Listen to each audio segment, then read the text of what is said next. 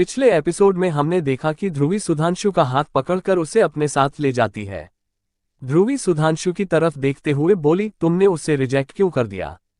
सुधांशु ध्रुवी के सवाल पर उसे देखते हुए बोला, मुझे कुछ कहना था। ध्रुवी सुधांशु की तरफ देखते हुए बोली, मुझसे कुछ कहना था। जिस पर सुधांशु अपना सिर हिला देता है तो ध्रुवी मुस्कुराते हुए कहती है, कहो क्या कहना था।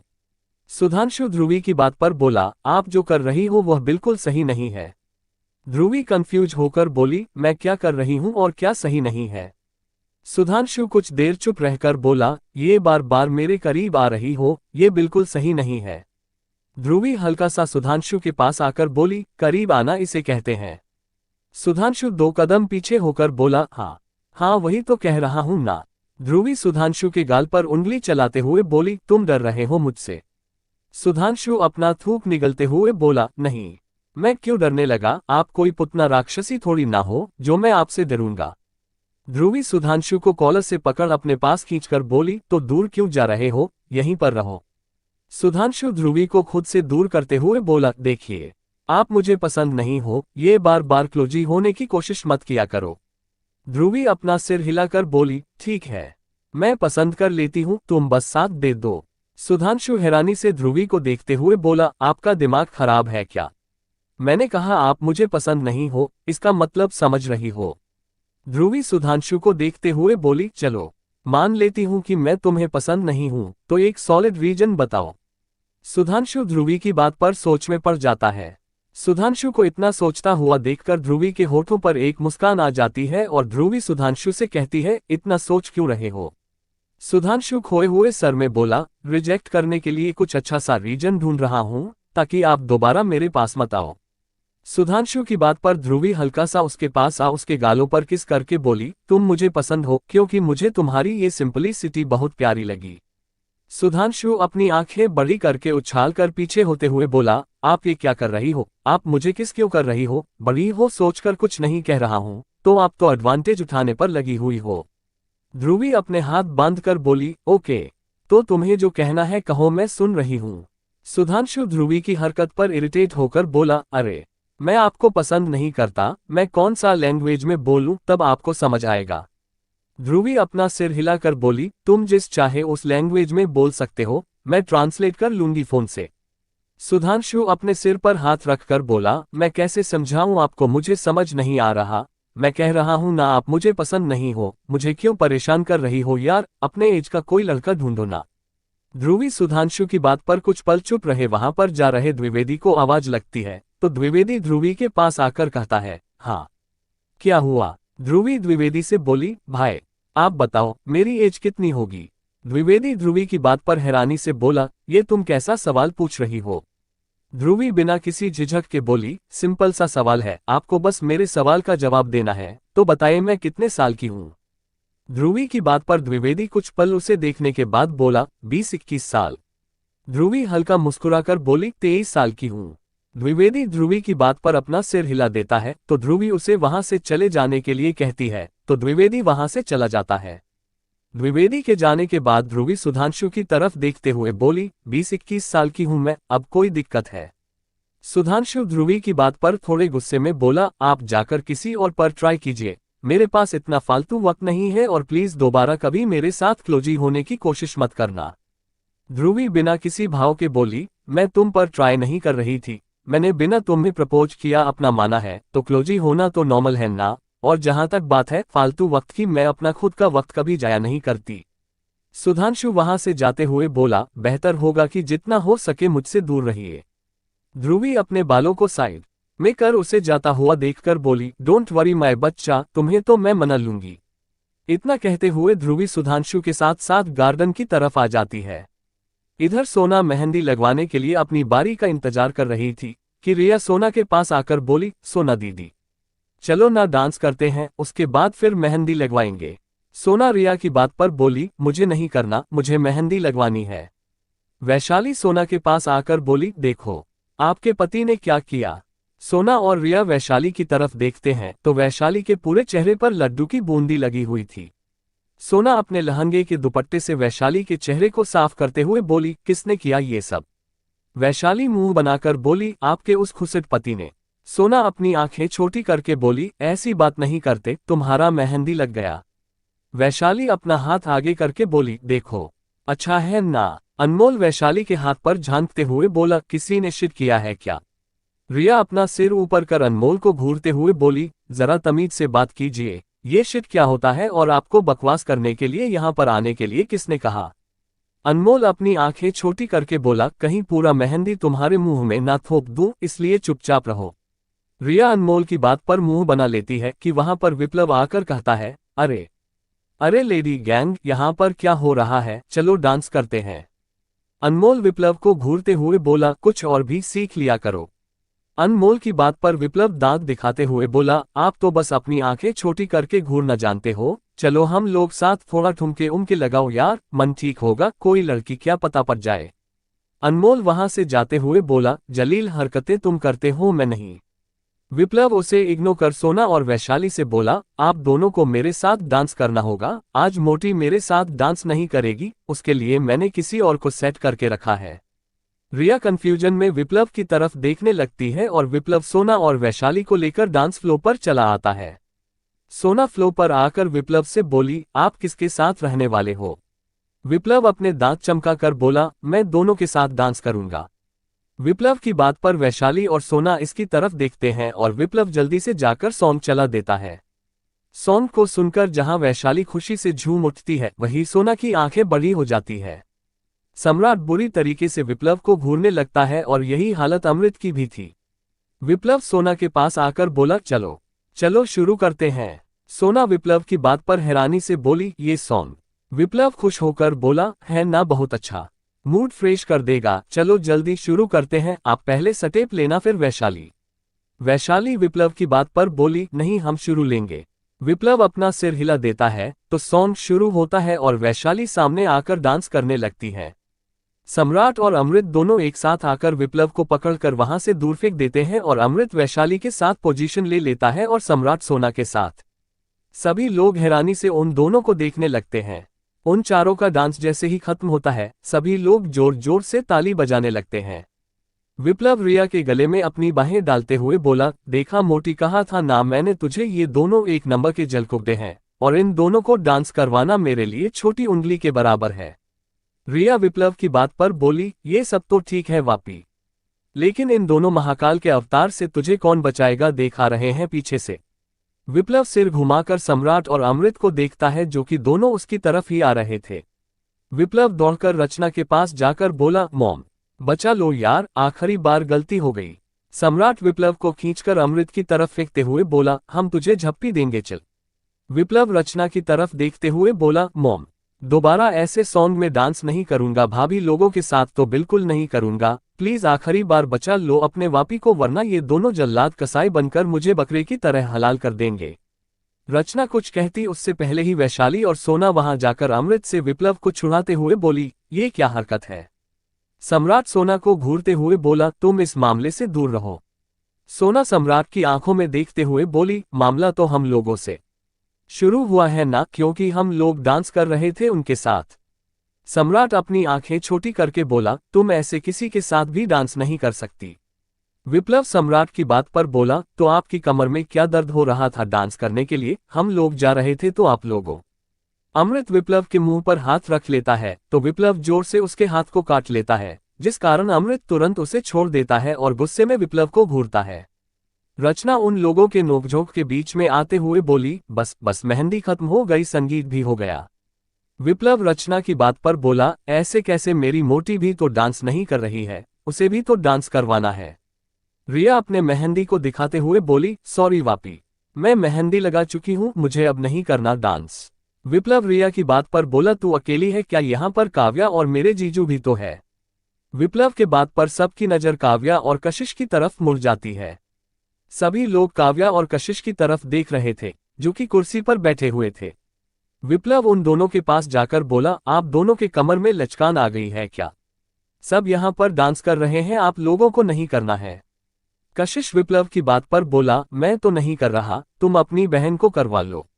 सोना कशिश के पास आकर बोली, भैया चलिए ना डांस करने मेरी नंद के साथ। विप्लव कशिश की तरफ देखते हुए बोला, देखा मेरी भाभी ने भी कह दिया और आपकी बहन ने, तो चलो डांस तो करना पड़ेगा।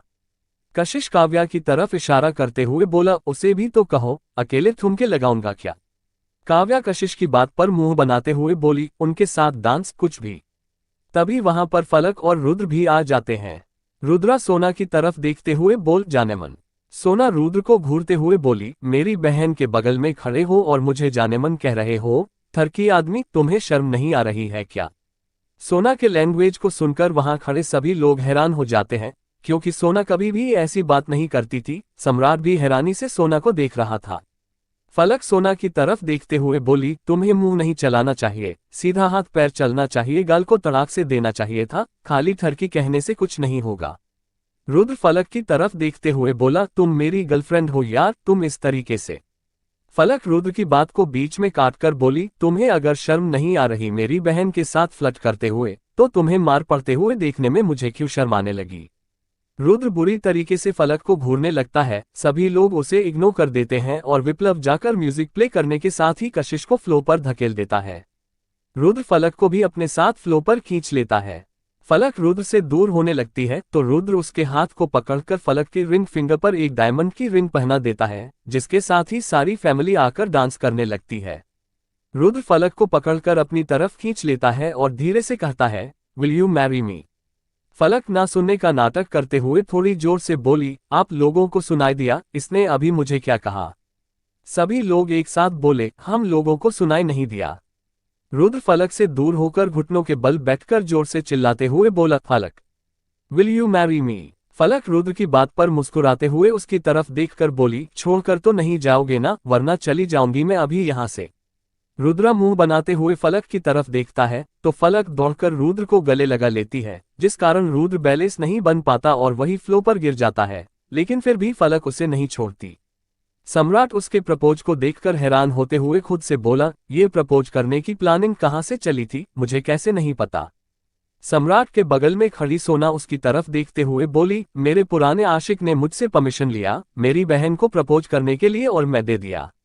सोना की बात पर सम्राट उसकी तरफ देखते हुए बोला, अच्छा, और इस बारे में मुझे भी नहीं बताया तुमने।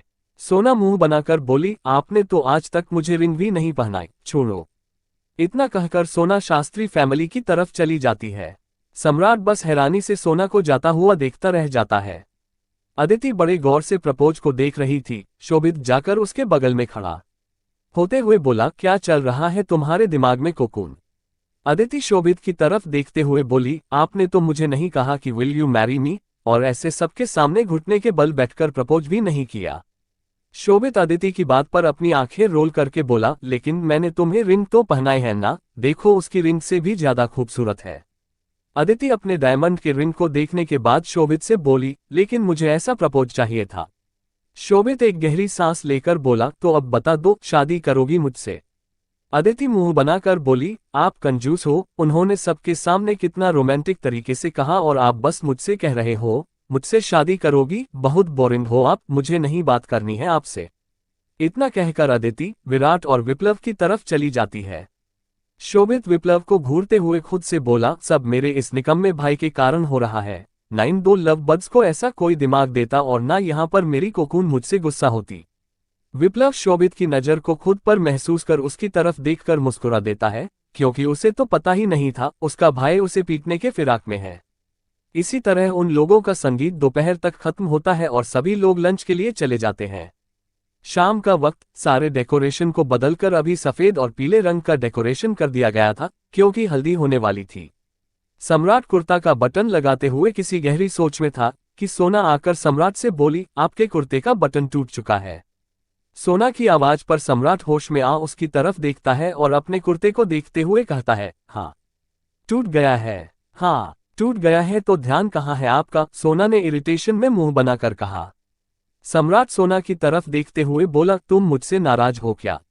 सोना सुई धागा लाकर बटन को लगाते हुए बोली, नहीं, मैं भला क्यों नाराज होने लगी।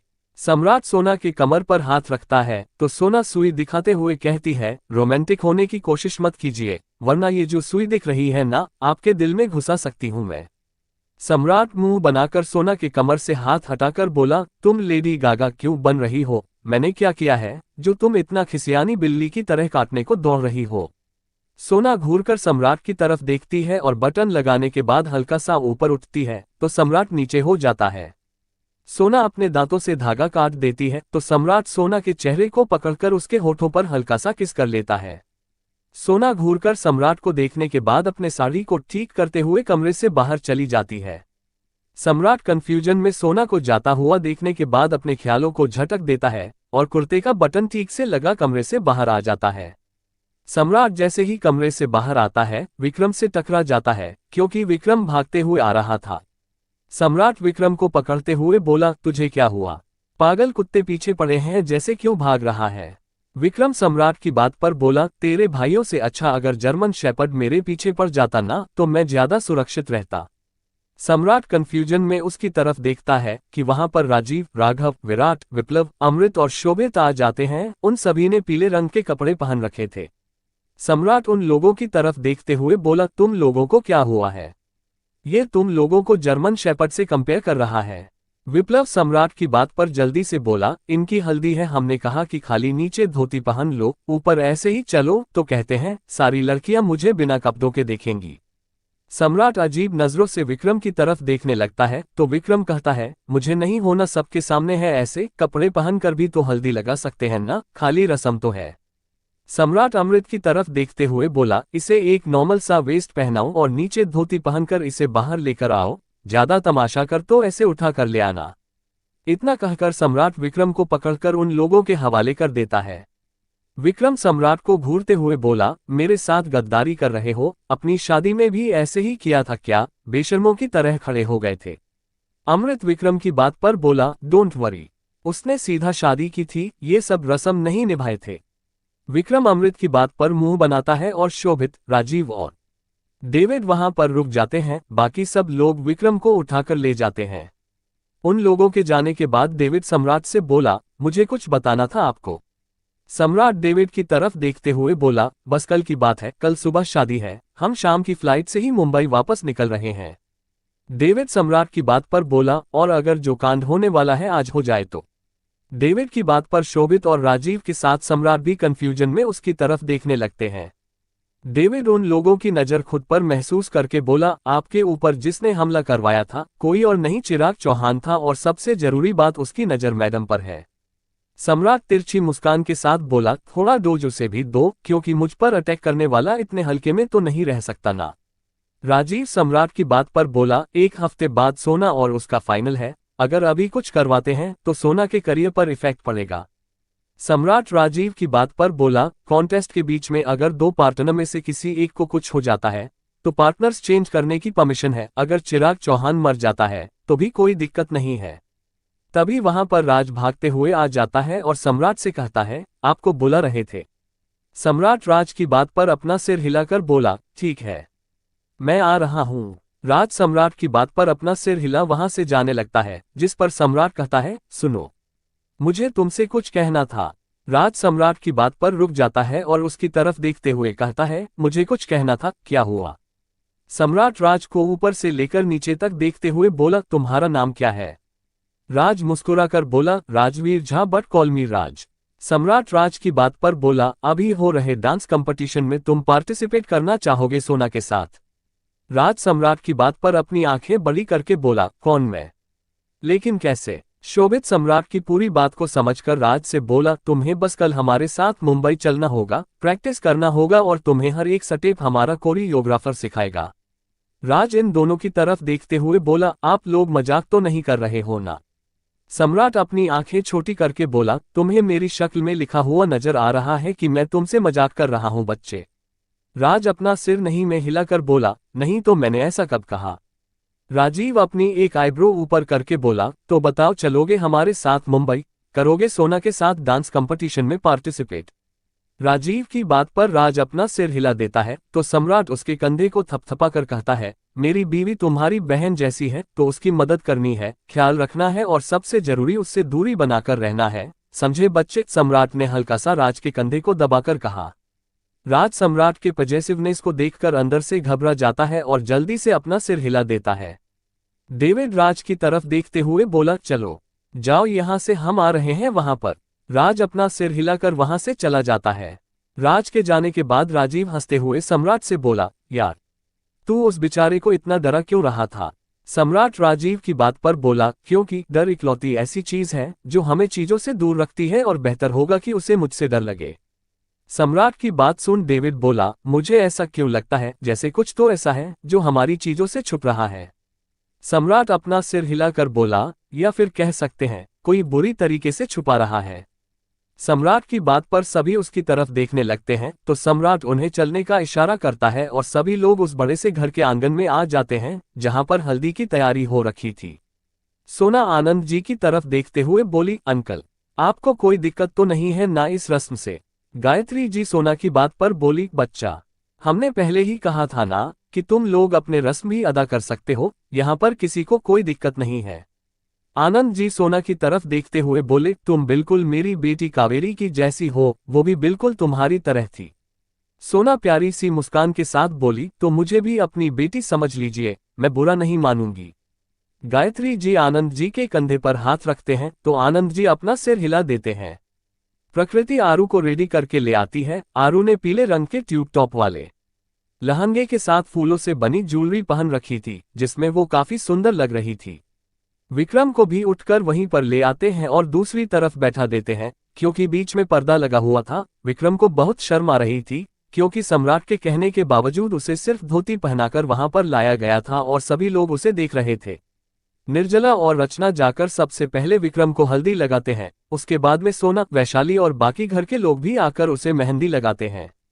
आलिया विक्रम को आकर मेहंदी लगाते हुए बोली, जीजा जी आप तो बड़े हॉट हो। विक्रम आलिया की बात पर कुछ नहीं कहता, बस अपने दांत दिखा देता है। गायत्री जी आकर विक्रम को हल्दी लगाते हुए बोली, ठीक से खाया पिया करो बेटा, थोड़े और मोटे तगड़े होंगे तो और हैंडसम लगोगे। विक्रम गायत्री जी की बात पर अपना सिर हिला देता है। उसके बाद सारे लड़कों की टोली आ जाती है और विक्रम को हल्दी लगाने लगती है। विप्लव ढेर सारी हल्दी अपने हाथ में लेकर विक्रम के हाथ पर मलते हुए बोला, गोरे चिट्टे से और ज्यादा अमेरिकन हो जाओगे। विक्रम विप्लव के हाथ को पकड़कर हल्दी के कटोरा से हल्दी निकाल उसके मुंह पर थोप देता है तो सभी लोग विप्लव को देखकर हंसने लगते हैं। विप्लव मुंह बनाते हुए विक्रम की तरफ देखने के बाद अपना चेहरा धोने चला जाता है। फिर विक्रम की हल्दी से थोड़ी सी जूठी हल्दी उठाकर आरू के हल्दी में मिलाने के बाद उसे हल्दी लगाते हैं। सभी लोग बारी बारी जाकर आरू को हल्दी लगाने लगते हैं। रिया आरू के गाल पर हल्दी लगाते हुए बोली, सुहागरात के दिन चश्मा पहनकर मत बैठना। आरू हैरानी से रिया की तरफ देखने लगती है लेकिन वो एक शब्द भी नहीं कहती। सम्राट हल्की सी हल्दी उठाकर सोना को लगाने के लिए आगे बढ़ता है, लेकिन उससे पहले ही सुधांशु सोना के गाल पर हल्दी लगाते हुए कहता है, मैं सबसे पहले आपको लगाना चाहता था। सोना सुधांशु के हाथ से थोड़ा सा हल्दी लेकर उसके गाल पर लगाते हुए बोली, और मैं भी सबसे पहले तुम्हें लगाना चाहती थी, जाओ बाकी लोगों के साथ हल्दी खेलो। सुधांशु सोना के पीछे खड़े सम्राट को देखकर अपनी भौहें उचकाकर मुस्कुरा देता है तो सम्राट बुरी तरीके से उसे घूरने लगता है। सोना पीछे पलटकर सम्राट को देखते हुए बोली, आपको क्या हुआ? आप सिद्धू को क्यों घूर रहे हो? सम्राट अपने हाथ को दिखाते हुए बोला, मैं तुम्हें हल्दी लगाने आया था, लेकिन ये जलनखोर मेरा साला देखते हुए भी जानबूझकर तुम्हें मुझसे पहले हल्दी लगा रहा है। सुधांशु सम्राट की बात पर बोला, मैं हमेशा से आपसे पहले मेरी बहन की जिंदगी में था, हूं और हमेशा रहूंगा जीजा जी। ध्रुवी आकर सम्राट को हल्दी लगाते हुए बोली, भाई आप अभी भी रूखे सूखे खड़े हो। सुधांशु ध्रुवी को देखकर पतली गली लेकर वहां से निकल जाता है, जिसे जाता हुआ सम्राट भी गौर से देखकर मुस्कुरा देता है, जैसे उसके दिमाग में कुछ खुराफाती आ चुकी हो। अब आगे देखिए, सम्राट का चिराग के लिए किया गया प्लान क्या सक्सेसफुल हो पाएगा? क्या चल रहा है सम्राट के दिमाग में सुधांशु के लिए? क्या ध्रुवी सुधांशु के फैमिली वालों की दिल जीत पाएगी? आगे की कहानी सुनने के लिए बने रहिए।